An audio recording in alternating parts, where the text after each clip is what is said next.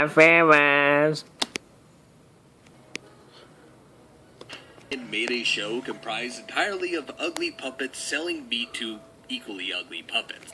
The show was not received well, especially by vegetarians and parents who did not appreciate and received many petitions to end the show, which may have played a part in its ultimately short existence.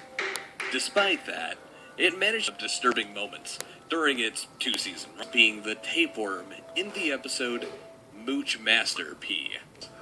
The show was not received well, especially by the show, which may have played a part in its ultimate. It managed to introduce a gross amount of disturbing moments during its 2-season run.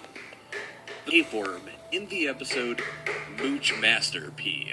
his lunch, much to his annoyance. He continues to mooch off of everyone in the food court until he has earned the title the Mall Moocher, and at serving to customers. However, Parker finds that food is disappearing right before his eyes, before he can even eat it. Josh records Parker trying to eat, and then revealing that an enormous tapeworm is now living inside of his stomach, thanks to the raw burger he ate. The two get the tapeworm out, yanking it from Parker's stomach and into his arm, where it writhes around chaotically.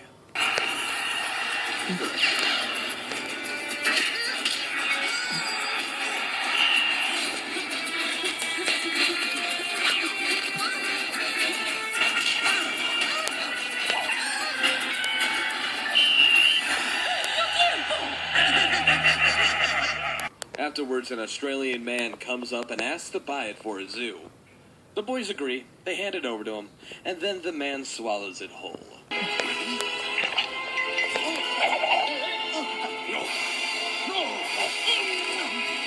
lo haré! Si vamos a ganar este juego, lo haremos con mucho honor.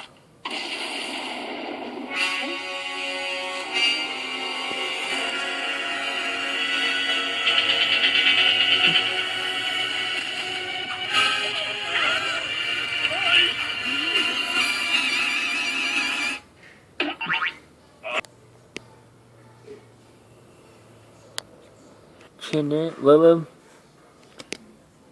Christmas episode of Scooby-Doo Mystery Incorporated. Talk about a missed opportunity. What it is, however, Doll Factory, which by cartoon laws require to be unnecessarily terrifying. Shaggy calls it uber creepy. It is full of ultra-realistic dolls, clashing with the show's simple and cartoony art style.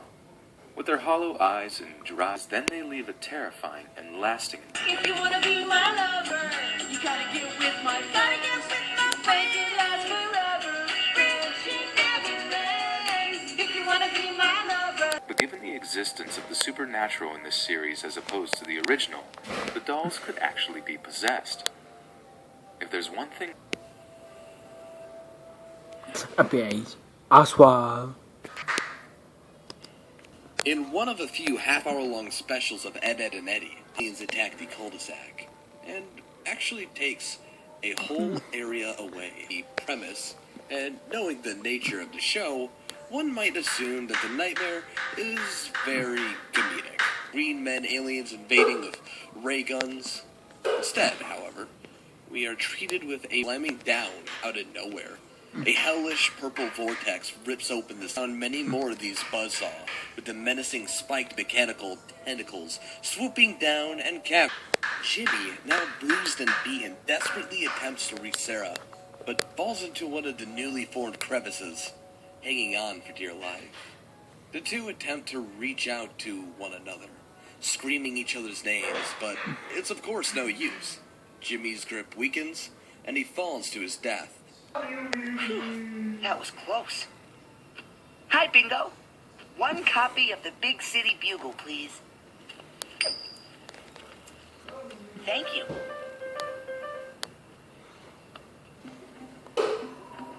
Well, it is another case of, oh, it's just a dream. This nightmare actually traumatizes Jimmy into having PTSD flashbacks to it throughout the episode. It's okay. You can tell him. Tell me what, Daisy? Well, I was bouncing on your couch and I bounced the pillow off and it broke your favorite fish basin. I'm sorry. You broke my favorite fish vase? Yes, and I tried to fix it, but I couldn't. I understand if you're mad at me. And that they're at Rolf's house. Things get even freakier when they find a glowing playground and a hand pops out of it. The hand turns out to be Ed's, who claims that they tried to sacrifice Naz to the aliens, who in the end turned out to be just Rolf's weird family. So, no harm, no foul. Or is it?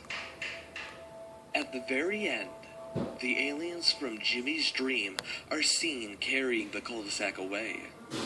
Just who, or what is Rolf's family actually?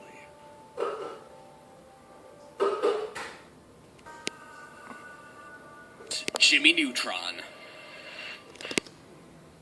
Episode Teeth for Two from Cat Dog, we get treated to a quick and nasty scene featuring everyone's favorite gross out gag and bloody cats. In this episode, the two go to the dentist and discover that if one doesn't take care of the dog, eats disgusting amounts of junk food and never brushes all the cavities. Cat tries to get dog to amounts of junk food and never brushes, yet it's Cat who gets dog to take care of his teeth so he won't suffer any.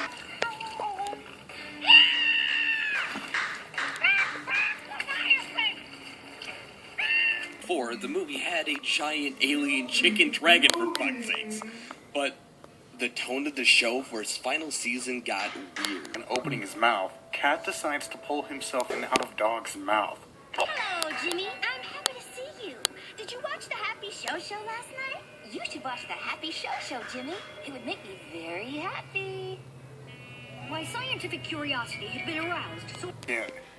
And the two engage into another food war, sabotaging each other's teeth, capable of. This is one of those things that we wish they... But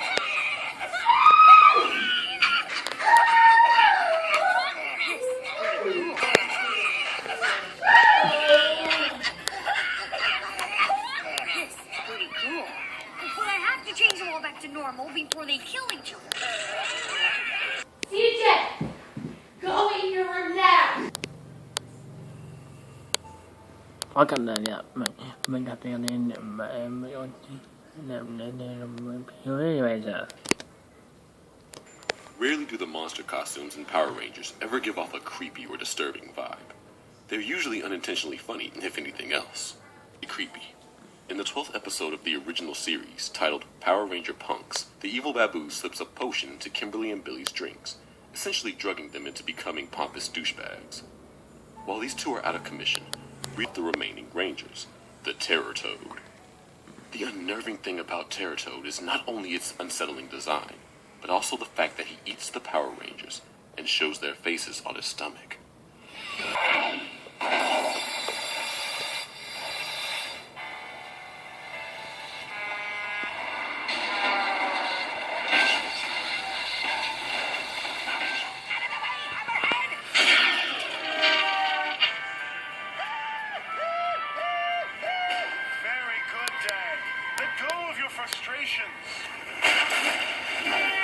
The way he devours the Rangers is so disturbing and grotesque. The disgusting use of his teeth and the gagging he favors either.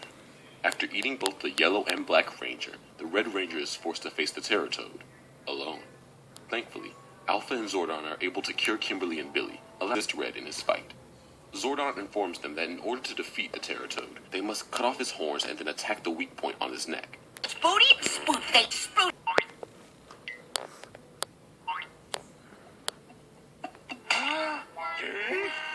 Mashed potatoes? Hey, Dang it! You ruined my undies! did not.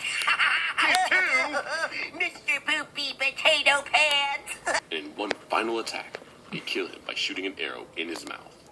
The episode ends with them playing an innocent game of volleyball at the rec center. Talk about a tonal shift. Terror Toad never appears again, thankfully. Reads magic wand.